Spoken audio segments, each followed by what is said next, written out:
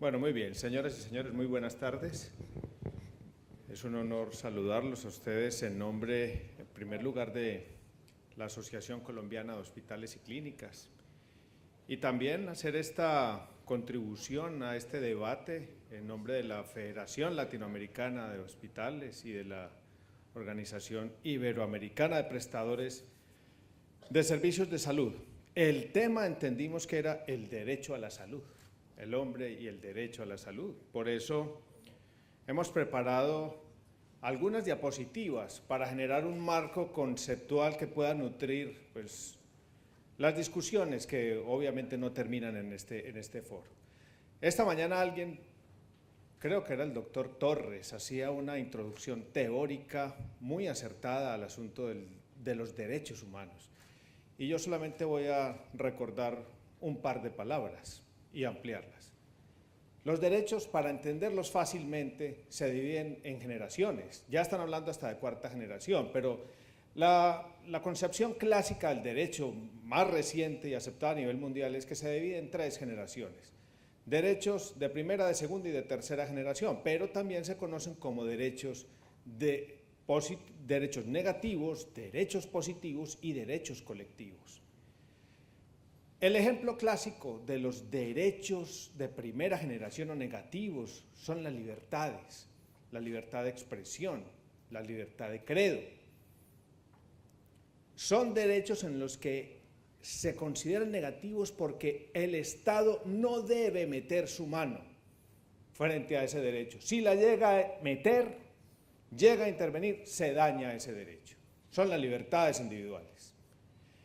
El derecho a la salud es un derecho de segunda generación, es un derecho que se entiende como un derecho positivo y es válido traerlo a este debate porque de ahí se deriva una comprensión más amplia del asunto, y es que para que el derecho a la salud se convierta en una realidad se necesita la positiva intervención de la sociedad a través del gobierno o de la suma de todas las entidades conocidas como Estado para que se convierta en una realidad. Entonces, ese es el marco conceptual en el que nos movemos, un derecho positivo, un derecho de segunda generación, un derecho que requiere una serie de sumas de voluntades y de otra serie de estrategias para que se convierta en realidad.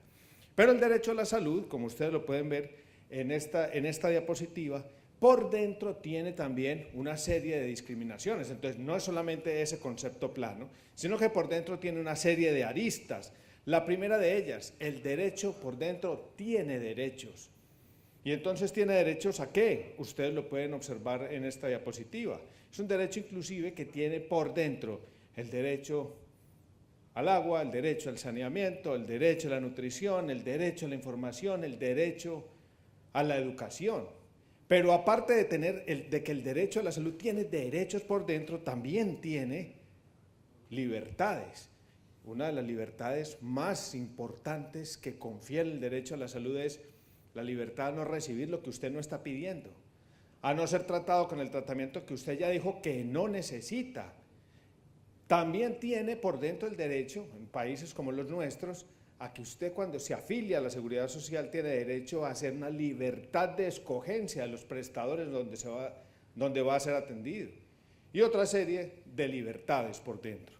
Y aparte de eso, también el derecho a la salud, en este triple componente, tiene una serie de adscripciones, es decir, para que usted pueda ejercer plenamente su derecho, a usted le tienen que permitir o dar la posibilidad de adscribirse a ciertos programas, por ejemplo, a los programas de atención primaria en salud, a los programas donde lo van a educar, a los programas donde le van a dar cierta información y a programas que le permitan a usted acceder a ciertas cosas básicas para poder convertir en una realidad el derecho. Entonces, esta es como la introducción que les quería hacer. Algunas de las concepciones sobre lo que uno no debería entender como derecho a la salud. Una cosa es el derecho a la salud y otra cosa es el derecho a estar saludable. Y esa es una confusión que se presenta mucho.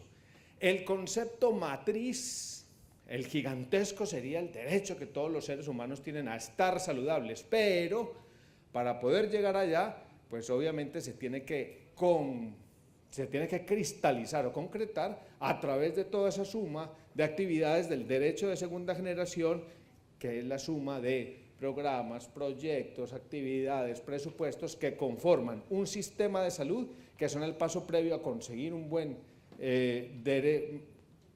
promover el derecho a la salud y de allí derivar el derecho a estar saludable.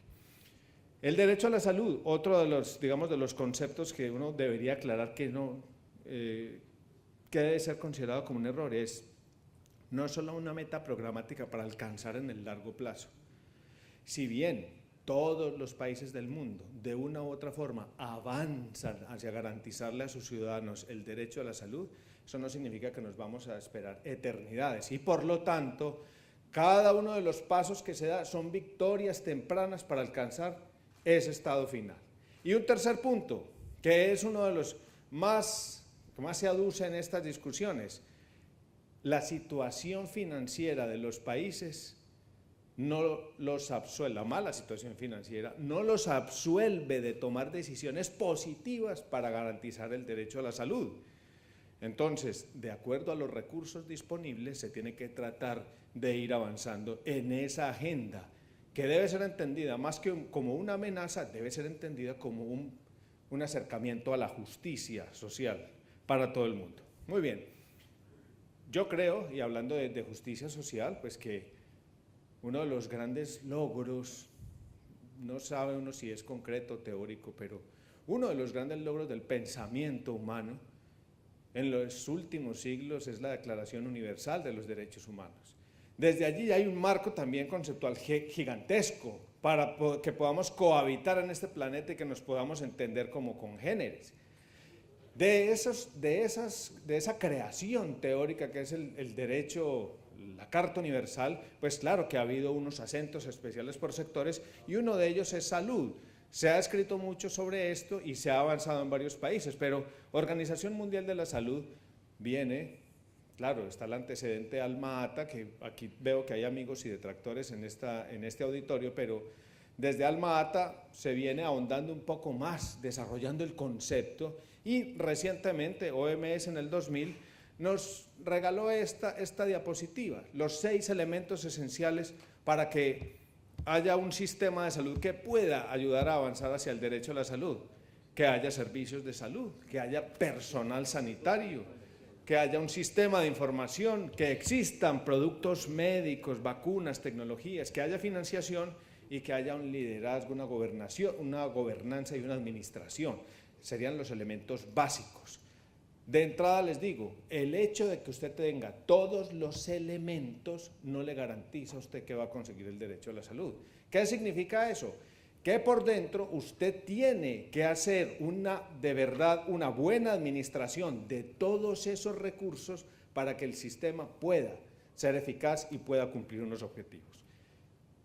Como nos pidieron que hiciéramos una ilustración básica sobre el concepto de derecho a la salud, a pesar de que ustedes son un auditorio avanzado en el conocimiento, nos pusimos a investigar y a encontrar alguna bibliografía que fuera, digamos, la más funcional para este propósito. Y encontramos un estudio muy bueno que fue publicado, aquí va a quedar la referencia, en Lancet, hace 9 años. El Lancet, preocupado por este tema, además es muy paradigmático, es muy sintomático que sea uno de los íconos de la literatura médica que se esté hablando de este tema. Lancet hace una investigación y al final hace esta propuesta y dice, mire, analizando todo lo que conocemos y todo lo que se ha escrito sobre las características del derecho a la salud, encontramos que las características básicas, más allá de lo que dijimos, de los elementos que dijo OMS, más allá de esos elementos, hay unas características que están descritas acá, al menos son 13. Y sobre esas 13 dimensiones, Lancet avanzó haciendo una investigación, levantando documentación e información en 194 países en el mundo, mirando estas dimensiones o estas características. Hizo estas 194, las agrupó en 72 indicadores y trató de desarrollar el objetivo de profundizar en la comprensión de esos indicadores, en el despliegue de esos mismos indicadores para saber si los países están o no avanzando hacia la consecución del derecho a la salud. Entonces dice que son 13 dimensiones, yo las voy a casi enumerar porque el tiempo no es muy amplio, pero voy a hacer un planteamiento básico de cada uno. La primera, el reconocimiento jurídico, esa es fundamental, pero no es suficiente. ¿Qué es el reconocimiento jurídico? Hacer que en las cartas magnas, en las constituciones o en los planes de desarrollo de los países exista el derecho a la salud como un cuerpo jurídico cierto. Eso se ha avanzado. Yo creo, aquí mencionaban que no está en la Constitución, pero al ustedes adherir a tratados internacionales que sí la crean, pues entonces, digamos, por conexidad lo están. En países como el mío, en Colombia, sé que en España, hace parte de la Constitución. Hay artículos autónomos que dicen el derecho a la salud es tal cosa. Es más, en Colombia tenemos un suceso reciente y fue la creación de una ley estatutaria que tomó el artículo de la Constitución y después hizo un marco legislativo aparte y específico para hacer que el derecho a la salud sea autónomo, fundamental y progresivo. Muy bien, primer punto del derecho a la salud. ¿Quiere usted conseguir derecho a la salud, desarrollarlo en un país? Por lo menos de entrada, haga un reconocimiento jurídico. ¿Qué fue lo que encontraron en la investigación de Lancet? Esa es una gráfica que les muestro a ustedes en cuáles países sí hay un reconocimiento jurídico y en cuáles no. Y ustedes de entrada ya ven cuál es la tendencia. Ustedes ven que el sí es el número de abajo, es decir, 1/3 de esos países evaluados, que en este caso son 183, sí tienen el reconocimiento del derecho a la salud dentro de su marco jurídico, mientras que el resto de países no lo tienen. Conclusión, un camino largo, porque si es difícil cuando está reconocido, ¿cómo será de difícil conseguirlo cuando ni siquiera se ha reconocido dentro de los marcos generales? Entonces, primer punto, reconocimiento jurídico. Segundo, no se puede quedar usted en el reconocimiento jurídico, tiene que desarrollar estándares, y los estándares es una profundización. Después de que usted tiene el marco, por dentro usted tiene que desarrollar una serie de contenidos. ¿Por qué? Porque si usted de verdad quiere avanzar con seriedad en este asunto, usted tiene que tener una cantidad de cualidades o atributos de ese derecho que usted pueda medir, que usted los pueda convertir en proyectos, que usted pueda establecerles líneas temporales y también financiación o formas de pagarlos. Entonces, el segundo punto de derecho a la salud es desarrollar estándares. Los estándares siempre los hemos entendido como les mencionaba en el ejemplo de Colombia, como desarrollos normativos posteriores al marco general. Leyes, reglamentos, protocolos, directrices, códigos de ética, todo eso vale dentro de ese esfuerzo de poderlo hacer tangible, y cuando sea tangible que pueda ser medible y pueda ser evaluable y pueda ser planificable. La tercera característica, la participación. Ojo, es que los conjuntos de ciudadanos no son seres pasivos, las poblaciones no tienen que ser pasivos. Uno de los puntos claves que encontraron en esta investigación es: esto será más contemplado como derecho y más apreciado si usted es capaz de generar las herramientas o los algoritmos para que la gente pueda participar, se pueda apropiar, pueda empezar a entender que de verdad el derecho es eso, es un derecho y es algo que es de cada una de esas personas. Entonces, sin procesos de participación, lograr derecho a la salud, esa conciencia de la evolución y la importancia del derecho a la salud no va a ser fácil. Hay que desarrollar los procesos de participación. Cuarto punto, herramientas que promuevan la transparencia dentro de los sistemas de salud. Esta la voy a ligar a la número 13, que es la de la rendición de cuentas. Y voy a introducir este tema porque de pronto se me olvida más adelante. No habrá derecho a la salud si nosotros seguimos prohijando o permitiendo tanta corrupción dentro de nuestros sistemas de salud. Entonces, transparencia es una cuestión absolutamente vital en todo, pero específicamente en el asunto de salud.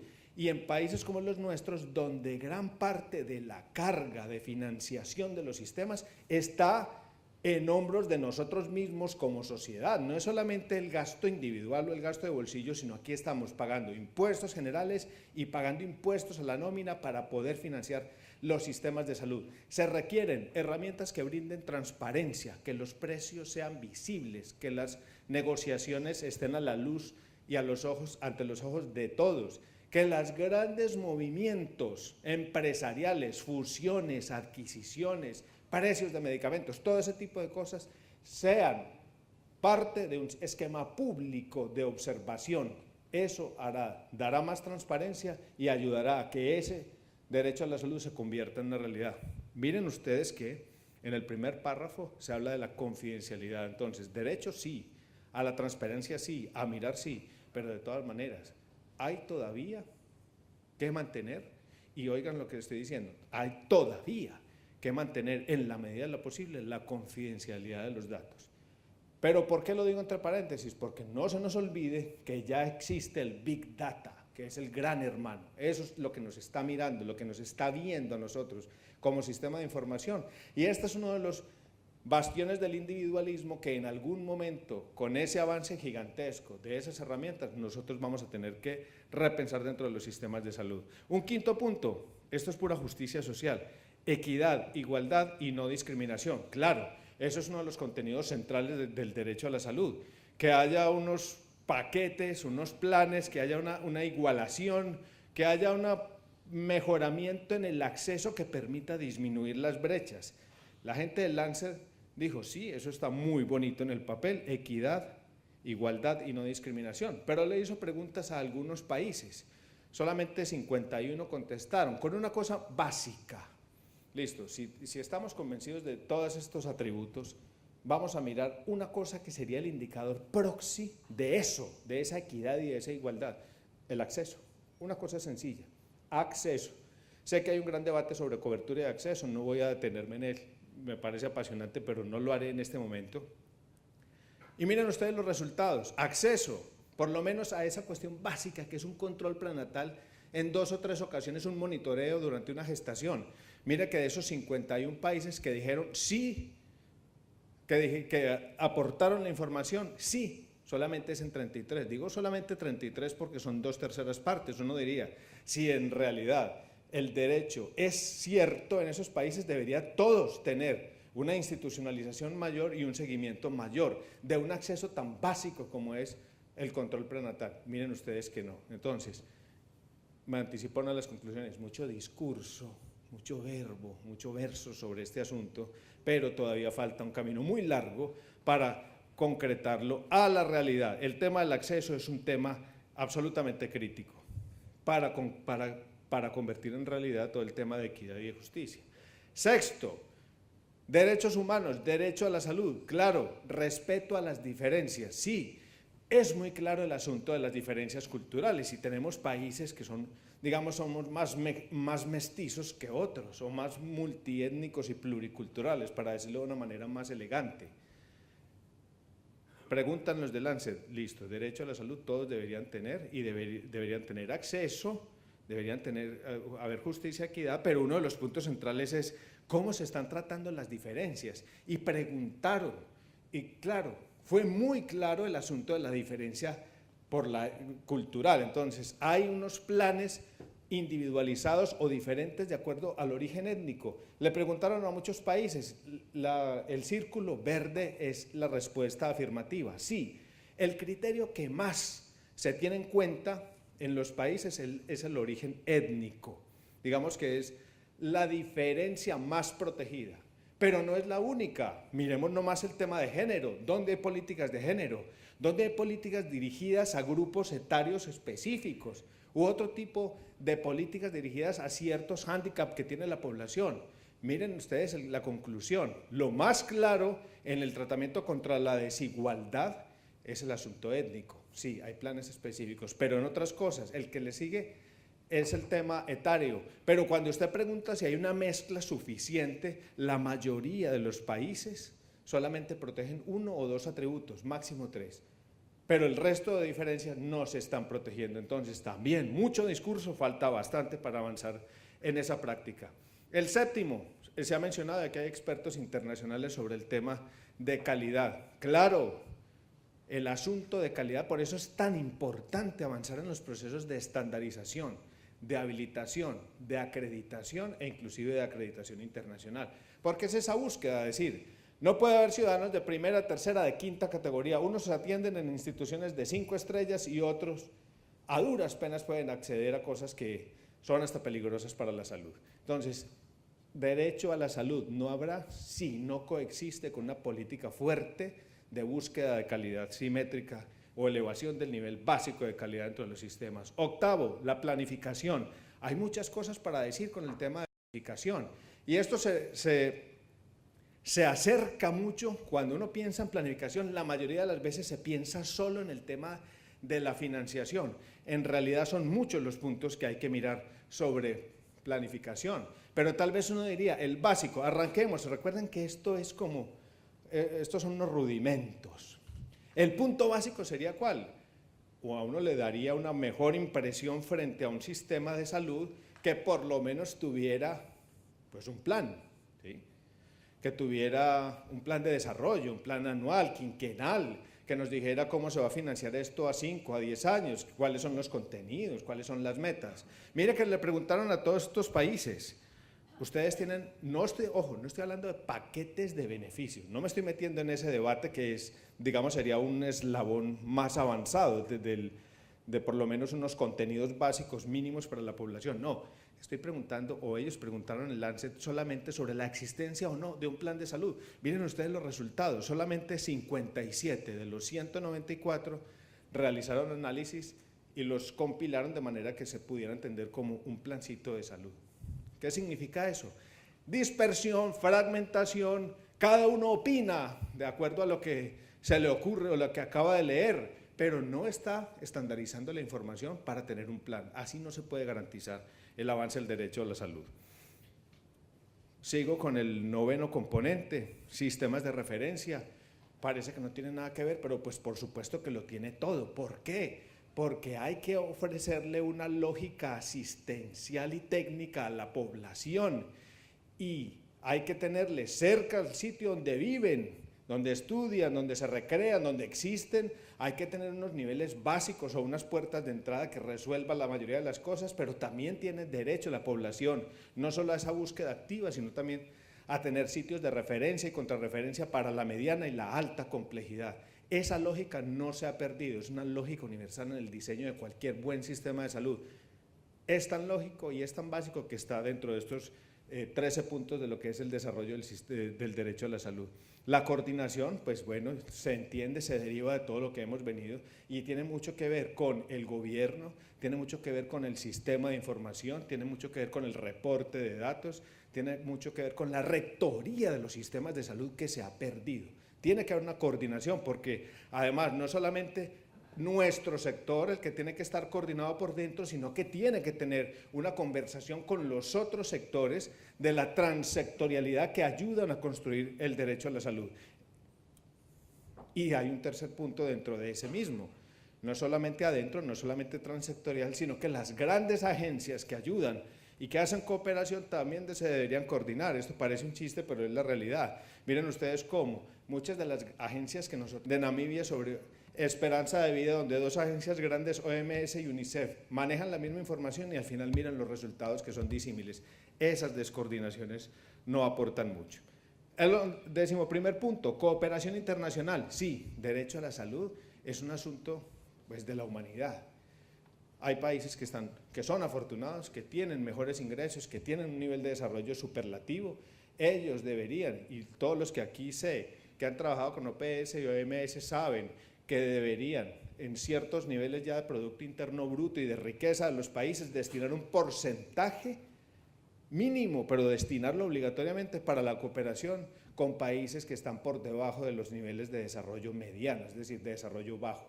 Nosotros, la mayoría de los que estamos sentados acá, pertenecemos a países que por lo menos ya estamos en niveles de ingreso medio y por lo tanto no somos sujetos de la cooperación internacional, pero todavía tenemos hermanos muy cercanos que sí hacen parte de eso. ¿Los países lo están haciendo? Creo que ninguno de la región lo está haciendo.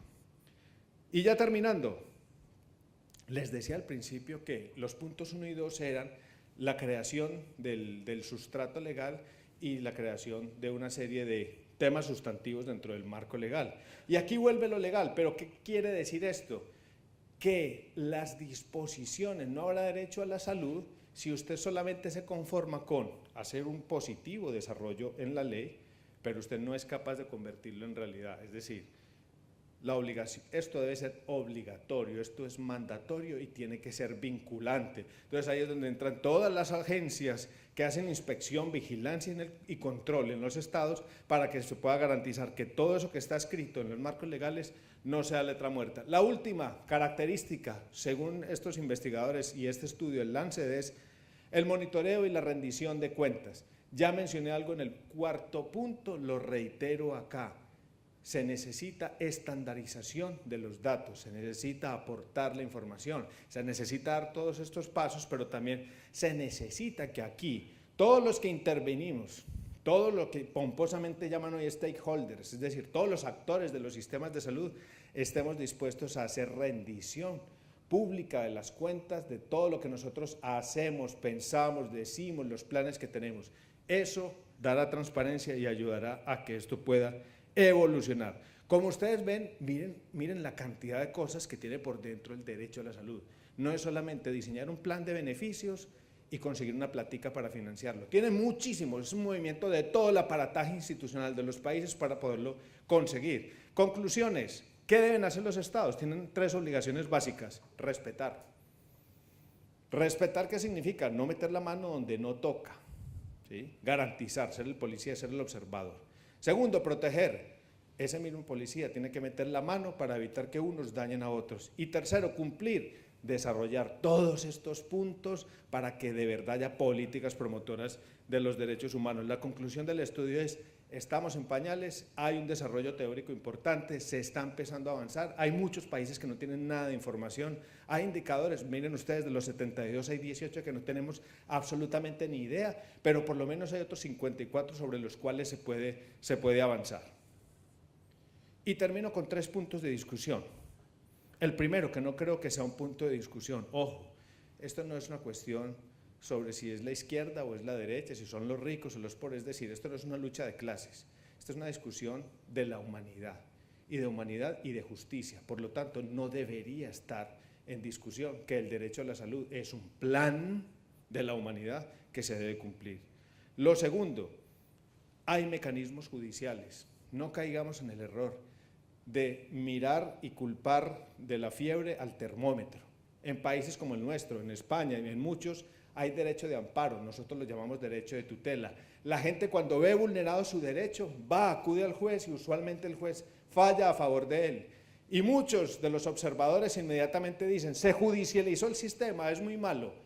No olvidemos que primero fue el abuso antes que la tutela.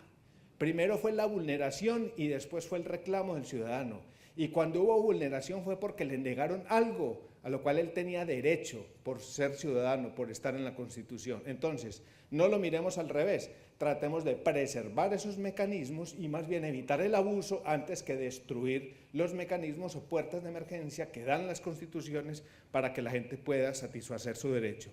Y el último punto de mis comentarios es este, no son cosas diferentes, la sostenibilidad. Los 3 debates contemporáneos en salud son cobertura universal, derecho a la salud y sostenibilidad sanitaria. Los 3 están íntimamente ligados. Cada cosa funciona porque la otra puede coexistir. Pero les debo llamar la atención sobre esto. No habrá sistemas de salud sostenibles en el mundo si nosotros no somos capaces de concretar el derecho a la salud. De manera que no sea solamente en esa descripción, sea un derecho de segunda generación, sino que nosotros tenemos que hacer evolucionar con nuestro trabajo a que esto sea entendido como un derecho de tercera generación, es decir, un derecho colectivo, donde toda la gente se pueda apropiar de él, donde ellos digan, el sistema, el derecho a la salud es una propiedad colectiva y por lo tanto, como es mío y me lo apropio, yo tengo que respetarlo, tengo que cuidarlo y tengo que entender que el derecho mío va hasta donde empieza el del otro. Yo creo que ese es un punto del estudio de la sostenibilidad que es clave para todo el futuro que nos espera. Muchas gracias.